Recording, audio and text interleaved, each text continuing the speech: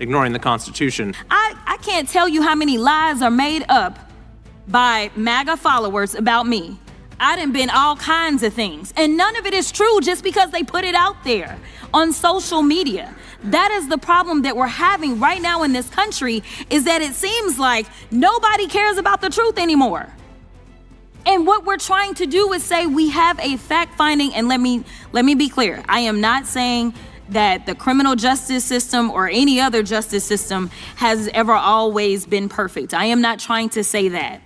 But we do have a system, and that system is supposed to be based upon the Constitution. And right now, like literally due process comes from the Constitution. This should be the highest protections that one can have in the land. And right now, it seems like y'all don't care about the Constitution unless it's the Second Amendment, and that's misinterpreted as well, okay? There's other amendments to the Constitution, and we don't get to just change it because our fearless leader says that he doesn't like certain parts of the Constitution. We have a process, again, to get amendments, right? There are people that don't like the fact that there was an amendment so that women could vote. And guess what? We ended up with something like the SAVE Act because we don't want women to vote. Like, literally, but I'm getting off track, so I'm gonna go back because I know that Ms. Jayapal wanted some time. If that were true, that'd be a very serious matter. So I did want to just inquire as to what exactly the accusation is. So I'll happily yield to the gentlewoman from Texas if she'd like to respond. Do you believe that someone who has snuck into our country, entered the United States illegally, that the due process requirements for that individual are the same as they are for a U.S. citizen? You ever watch someone step into a debate thinking they're about to drop constitutional knowledge, and instead they get a free legal seminar from Congresswoman Jasmine Crockett? Well, buckle up, because this clip isn't a debate, it's a masterclass. Crockett didn't just shut this MAGA dude down, she cited the Constitution, gave a crash course on due process, and still had time to school him on the Fifth Amendment like it was freshman year all over again. This is the political equivalent of watching someone challenge a lawyer to a duel, and bringing a meme instead of a sword. Briefly address a point brought up by the representative from Texas, Ms. Crockett, who accused me and my colleagues over here of... I thought the question was for me, but it seems like the lawyers on this side, or just my entire team, knows the answer. Mr. Chairman? Per the Constitution, yes, if you are on our soil, you are guaranteed due process. And the fact that there's even a question is why we are struggling right now.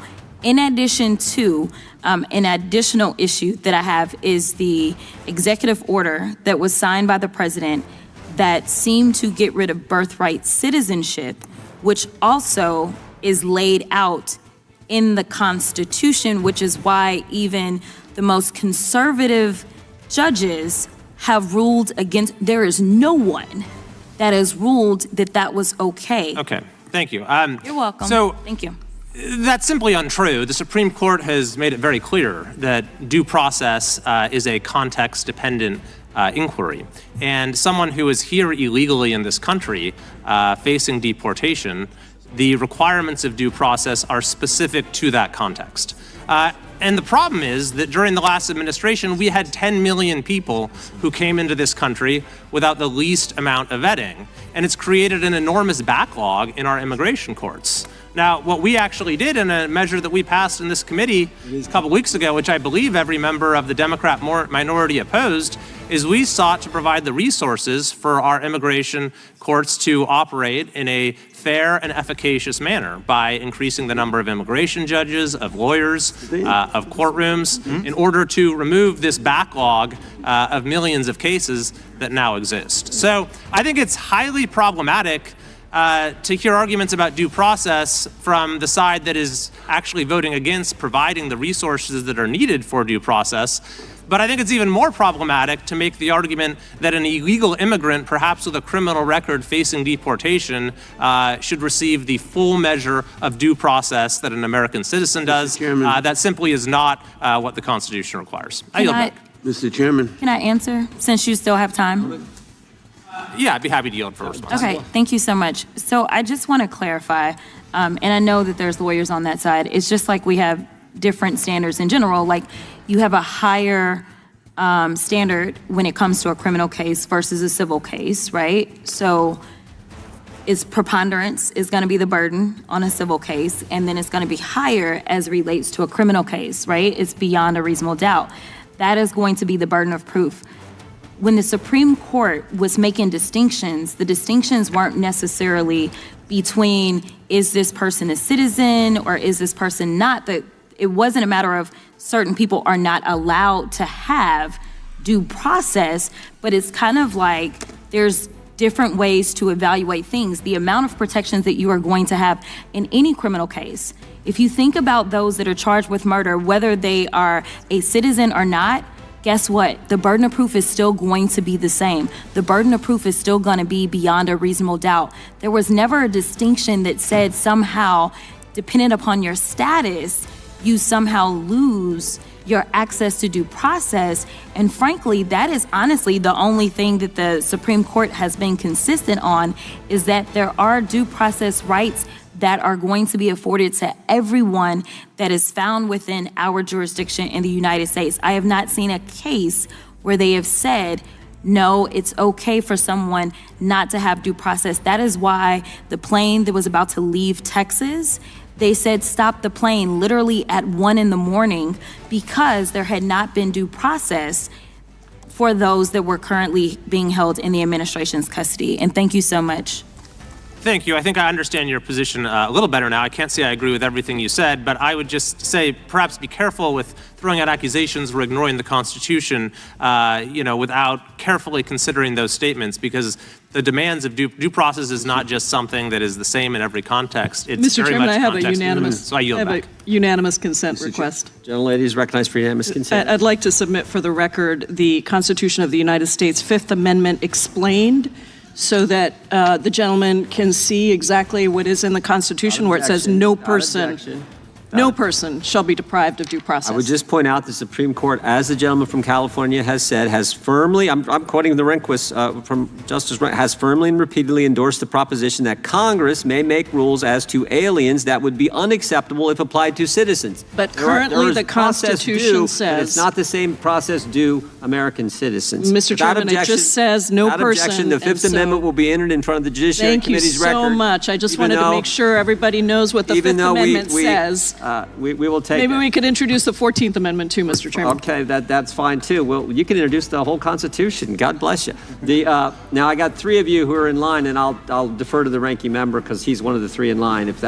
But you can decide. But let me go first. It should be quickly. It's Okay. a few questions for Mr. Knott.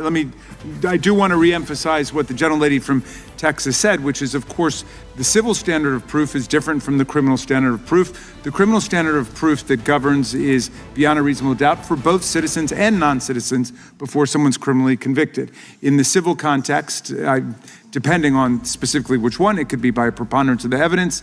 It could be, clear and convincing evidence. There are different ways of formulating it, but the critical point for everybody to understand is that the Supreme Court has said on a 9-0 basis that there must be due process before people are removed from the country. Let's be honest, that was a masterclass in political judo. The MAGA rep came in swinging with the Constitution this, due process that, but clearly skipped the part where it says no person shall be denied those rights. Jasmine Crockett didn't even flinch. She let him throw the first punch, then used his own argument to fold him into the constitutional equivalent of origami. What makes it so satisfying isn't just that she was right, it's how she delivered it. Calm, precise, no shouting, no theatrics, just surgical clarity. You could almost see the realization dawn on the other side. Wait, due process actually applies to everyone? Yes, genius. That's what makes it due process, not selective process. And that move at the end is submitting the Fifth Amendment into the record, your pure poetic humiliation.